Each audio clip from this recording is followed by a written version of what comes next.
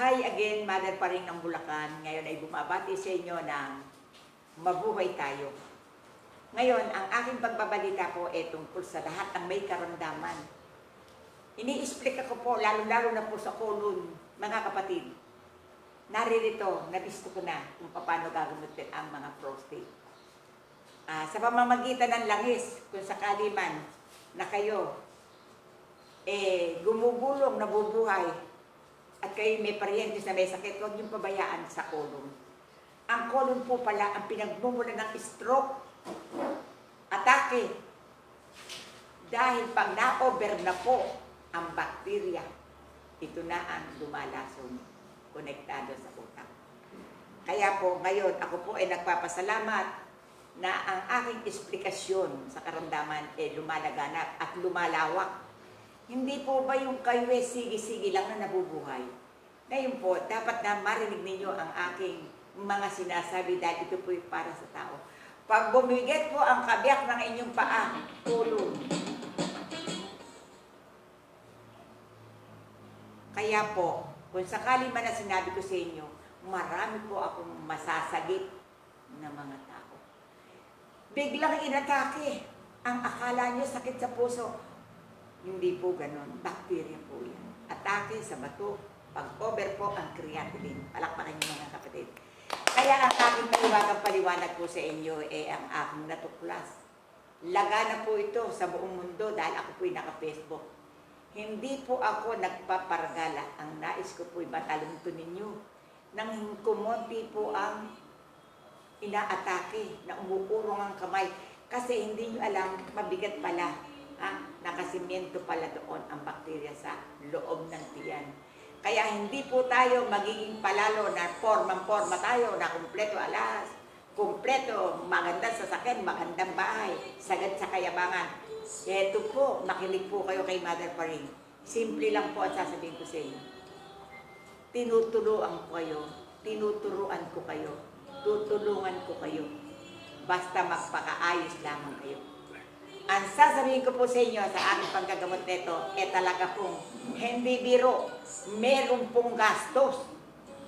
Kaya po sinasabi ko sa tao na may gastos po itong, gagastosan po natin ito para po makuha natin. Dahil ito po sa colon, sa araw, sa punta rito.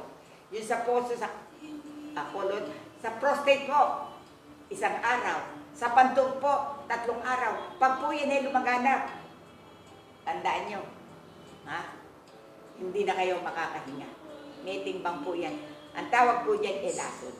Di po nalaman ninyo ang aking mga pagsasalita. Ito po ay mahalaga para matutuhan ng mga tao.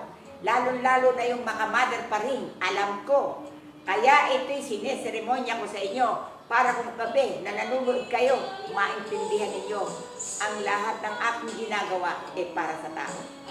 Ngayon, naririto po ang aking isang pasyente. Santa Maria. Taga Santa Maria po. Ngayon, eto po, ang lahat na nagpupunta sa akin. Ang lahat po nagpupunta sa akin, puro po nanggaling sa hospital. Puro po stage 4. Puro po colon, prostate, myoma, sa bato, sa abdo. Eto na po, pakikita ko po sa inyo at pinagtsatsaga ako. Pakita mo, yung number 1 ate.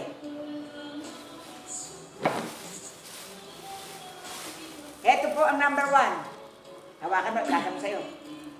Eto, number 2. Itaas mo ate. Eto po ang number 2. Sa tiyan po na isang tao. Number 3. Tapos na yun.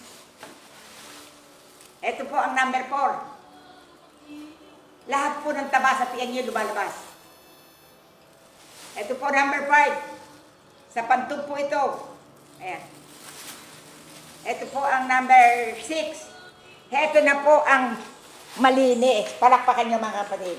Isip-isipin niyo po. Himala po ito. Naambito ka.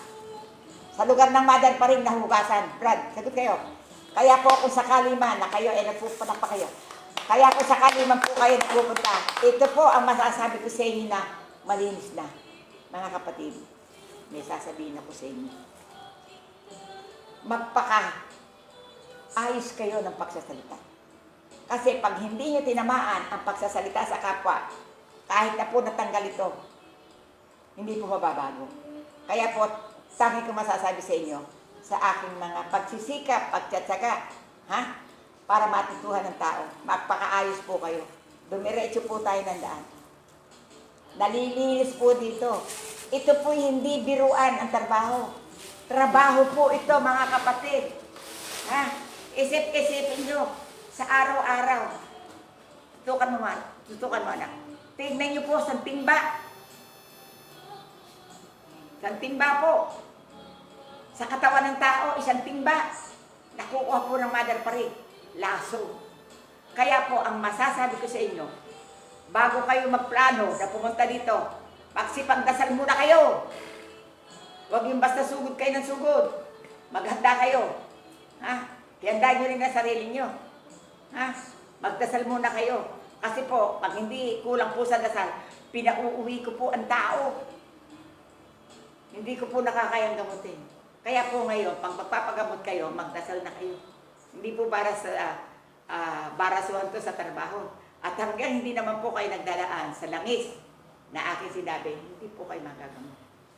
Talaga po ang langis po ginagastusan dito. Naintindihan niyo po ba? Ang langis po na ito po, nagkakahalaga na po ng 800. Kaya huwag po kayo magdaka sa mga ginagawa dito. Pero pag naman kapiyo po, sumunod, maganda po sagutin. Lalo na po yung mga palakpakan nyo.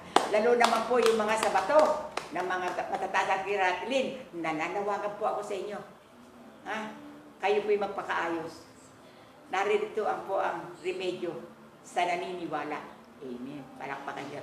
Maraming po salamat at magandang hapon. O kuya, anong masasabi mo sa akin? Tayo ka. Anong masasabi mo ngayon? Ako po'y nagpapasalamat kay Mother pa rin na ako'y tinulungan niya na gagaling sa aking marami po akong sakit.